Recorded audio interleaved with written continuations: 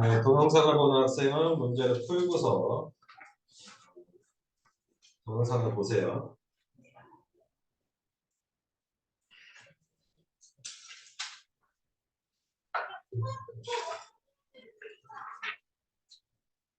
(1번에) 5번.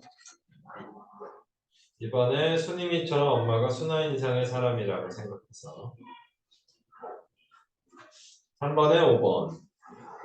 4번에 눈썹 따를 그린 종이 해국으로 만든 꽃목걸이.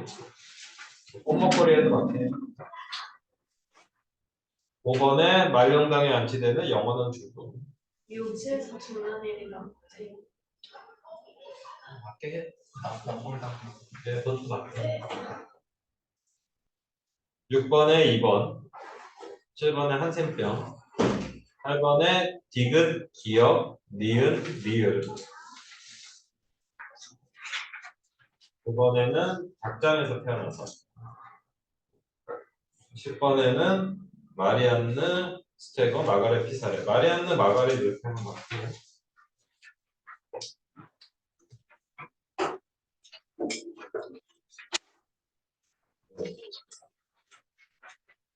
맞은 개수를 불러주면 되겠어요. 시우 6개.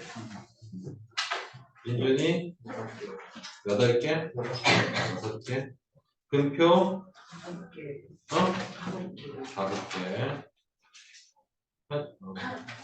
도현이 8개. 다혜 뭐라고? 4개. 문제 6개. 공간은 8개예요. 알아서 숙제를 해오면 되겠어요. 이 책은 개인적으로 제가 참 좋아하는 책이에요. 볼 때마다 참 이게 가슴이 먹먹해서 읽기 어려울 만큼 되게 슬픈 내용도 있지만 또 마지막에는 그러한 가슴의 먹먹함이 그 두 수녀님의 모습으로 되게 감동적인 또 이런 행복함으로 바뀌어요. 그렇죠? 실제로 서록도에서 이런 이제 그 실제로 한센병 선생님들이 어떠한 삶을 살았을지 생각이 되죠. 얼마나 가져가세요. 숙제를 해오세요.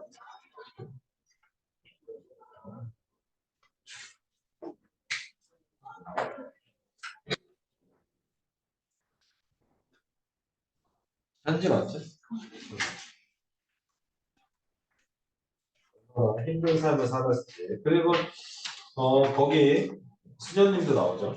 그 간호사 마리안느, 마가렛 마리안느 이 두 분의 그 정말 헌신적인 사랑 그런 것들을 볼 수 있는 이제 좋은 책이에요.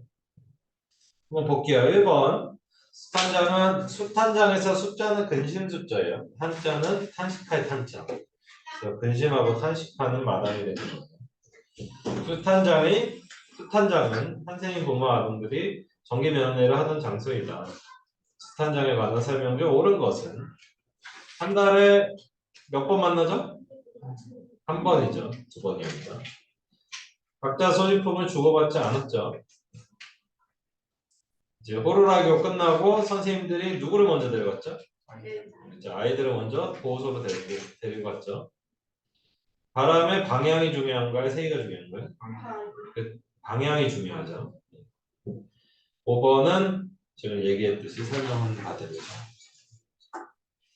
2번 다리가 숫탄장에 가서 부모님 보고 웃었다고 때를 쓴 이유를 서술하죠. 이제 부모님이 이제 순이처럼 되게 순한 인상이라 생각했는데 한센병님들은 이렇게 좀 그렇지가 않잖아요. 모습 자체가. 그래서 놀라고 무섭다고 생각하는 거죠. 3번 다리야 성탄이 오빠한테 산딸기 따오라고 했어. 우리 다리 주려고. 나도 갈래 나도. 안 돼 다리야. 산딸기 나무는 가시가 많아. 다리 피나는 거 무섭지? 가시에 찔리면 피가 나고 피나고 아파. 성탄이 오빠 빨리 가서 산딸기 많이 따오라고 하자. 승희 누나가 눈을 찡긋하며 다리를 가렸다. 왜 이렇게 다리를 못 가게 한 거죠?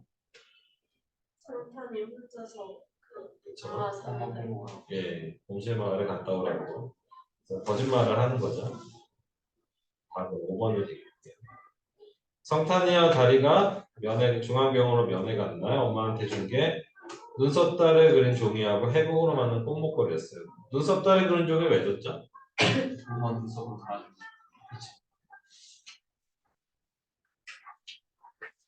5번. 첫 번째는 한센병에 걸리는 거고, 두 번째는 소록도에 살다 죽고, 마지막에는 말령당에 안치되는 영원한 죽음이 있는 거죠. 그래서 마지막 페이지만 말령당 사진들이 나오죠.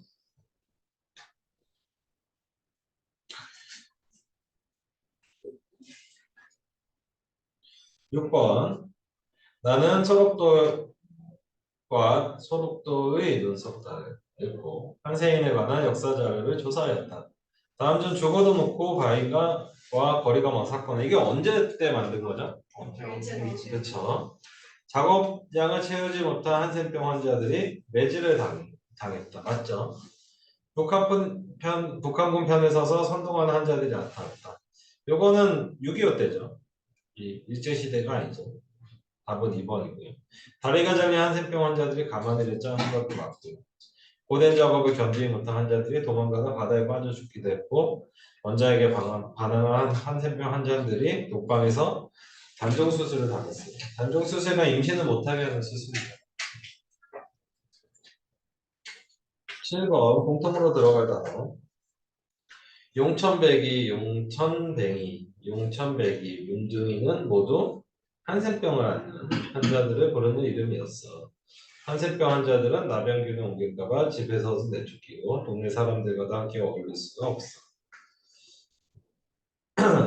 개척이나 산속에 움막을 짓고 살았단다. 손발이 문드러지고 상처에서 진물이 흐르니 얼굴과 손을 손뭉치로 둘둘 싸매고 다녀야 했어.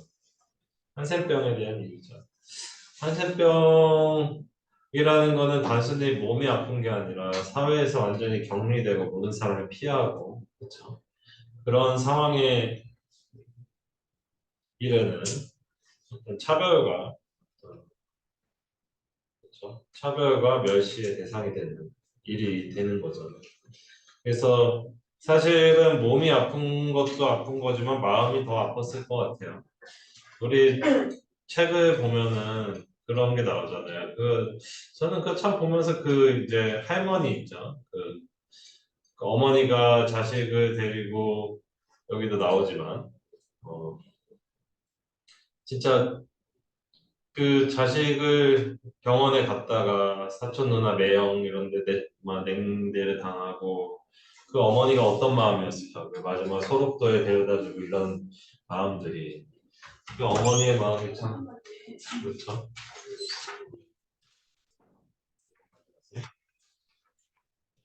배려하세요.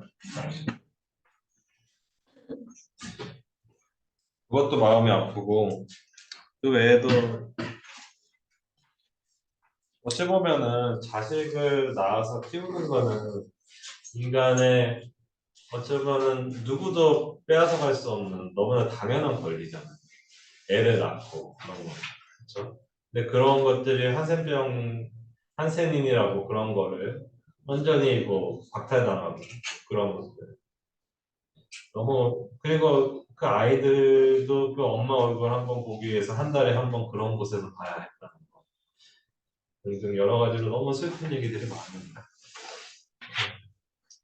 그래서 그런 차별 속에서 그런 곳에서 이제 한센병을 걸린다는 거는 단순히 몸이 아픈 게 아니라 그런 모든 가슴 아픈 일을 겪어야 한다는 거겠죠.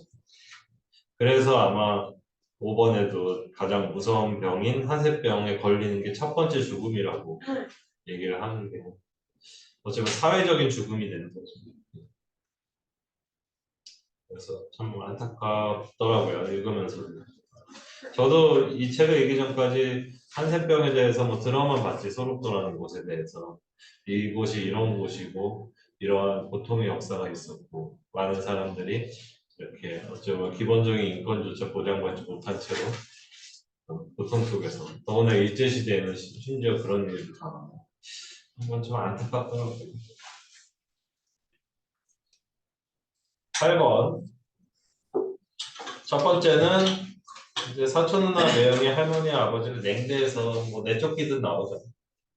그 다음에 이제 집안일을 고모들에게 맡기고 할머니가 전국을 돌아다니면서 의사를 찾아다니고요.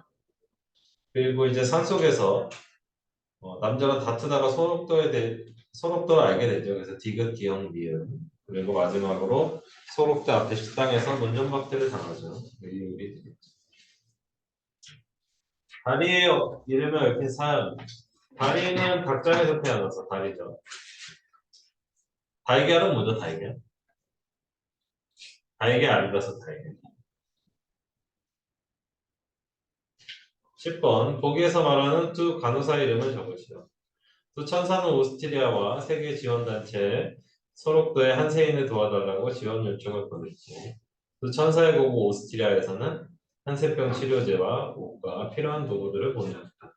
또 간호사는 월급도 받지 않고 한세병 환자들을 위해 물품까지 구해주었다. 한세인들은 비로소 두 간호사와 한 가족이라는 생각이 들었다. 더더구나 두 간호사는 한세병 환자들에게 물품까지 지원해주니 얼마나 고마운지 모르겠다. 마리안느 스테거, 마가렛 히사렉 간호사죠. 생각해보세요. 다들 피하고 이렇게 접촉하기조차 꺼리는데 서양에서 온 두 간호사가 맨손으로 환부를 만지면서 이렇게 해주니 이 사람들의 마음이 얼마나 마음에 문을 열 수 있게끔 마음을 치유해 준 거죠. 우리나라에 우리나라에 엄청난 공을 세운 인물은 우리나라가 명예 국민이라는 거죠. 지금까지 딱 3번 줬어요. 한 명은 히딩크 감독. 대한민국 4강 갔잖아요. 온 나라가 미쳤었습니다. 그래서 히딩크 감독에게 줬고 최근에 3번째 준 거는 이제 제주도의 이시돌 그분도 굉장히 대단하신 분이세요. 외국인이세요. 아일랜드에서 오신 분인데 제주도에서 거기서 하신 나중에 찾아왔고요. 두 번째가 바로 마리안느와 마가렛. 그래서 이분들은 우리나라에서 주는 명예 국민 3번 줬는데 그 중에 2번째. 그러니까 이분들이 얼마나 헌신적으로 얼마나 참 정말 너무나 아름답잖아요. 이러한 모습들 자체가 사람이 어디까지 아름다울 수 있을까 싶을 정도로 우리나라가 명예 국민해주고 저번에 문재인 대통령이 오스트리아에 방문했을 때 직접 만나지는 못했어요. 근데 그분들 다 할머니시고 이제 거기 그쪽으로 오시기도 힘들고 대통령 또 글로 가기도 힘들고 그래가지고 홍삼하고 이런 거에서 선물을 사가지고 갔어요. 그래서 선물을 전달을 하고 그래서 이분들은 정말 참 이게 진짜 너무 천사 같잖아요. 이 이야기를 읽을 때마다 참 뭐랄까 사람이 이렇게 참 아름다울 수 있구나. 우리나라도 있어요. 우리나라도 남수단에서 뭐 들어본 사람 있죠. 남수단에서 이제 의료 봉사를 하고 학생들을 가르치고 했던 이태석 신부님 계시죠. 그분도 가장 이제 그분이 늘 매주 찾아간 곳이 거기다 한센인들 같이 사는 마을이 있더라고요. 거기 가서 맨손으로 이렇게 다 붕대 감아주고 치료해주고 그런 모습을 보면서 참 뭐랄까 하여튼 너무 아름답더라고요. 돌아가셨죠. 예, 아무튼 그래서 개인적으로 여러분들이 이 책을 읽고서 좀 여러모로 좀 느낀 바가 많았기를 바래요. 그리고 우리가 시간 조금 남았으니까 이거를 좀 볼까요? 여기 27페이지부터 31페이지까지 해가 안 나오죠.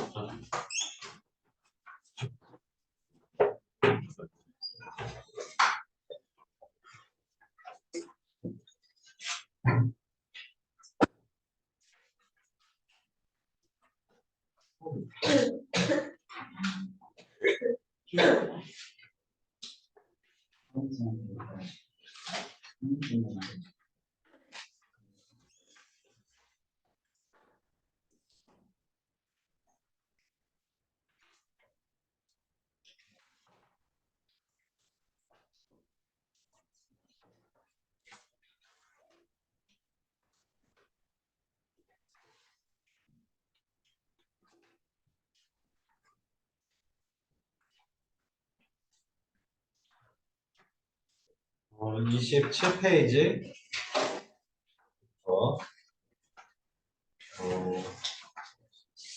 31페이지까지 한번 좀 읽어보세요.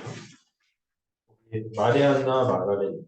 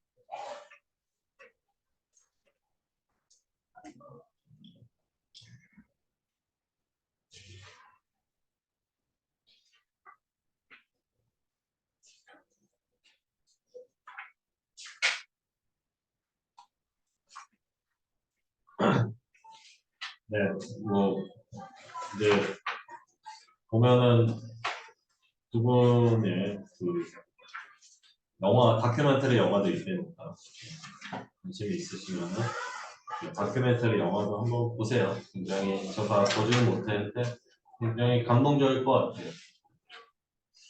그래서 우리가 쓸 글은 48페이지.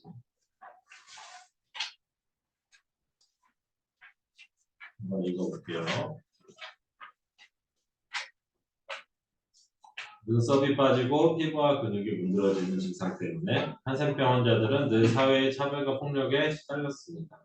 특히 일제는 소록도에 환자들을 몰아넣고 평생 격리, 강제 단종수술, 감금실 운영 등 증오의 역사를 이어갔습니다.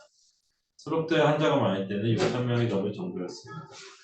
해방 이후인 1954년과 1963년 전염병 예방법 개정을 통해 강제격리가 폐지되고 정착마을이 활성화됐지만 사회적 편견을 인한 아픔은 지금도 여전히 아물지 않았습니다.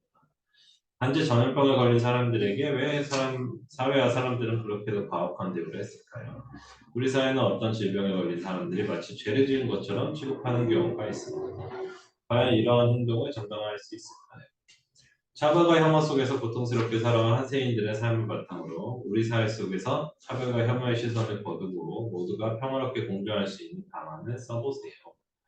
그래서 차별을 없애고 다 같이 공존할 수 있는 방안을 이제 우리 한센병인들을 생각을 하면서 어떤 식으로 써야 될지 한번 생각해 보세요. 우리 코로나 때도 마치 처음에 코로나 걸린 사람은 마치 죄인이라도 되는 양 사회적으로 어찌 보면 마녀 사냥 같은 게 있었잖아요. 그래서 그런 것도 한번 생각을 해보고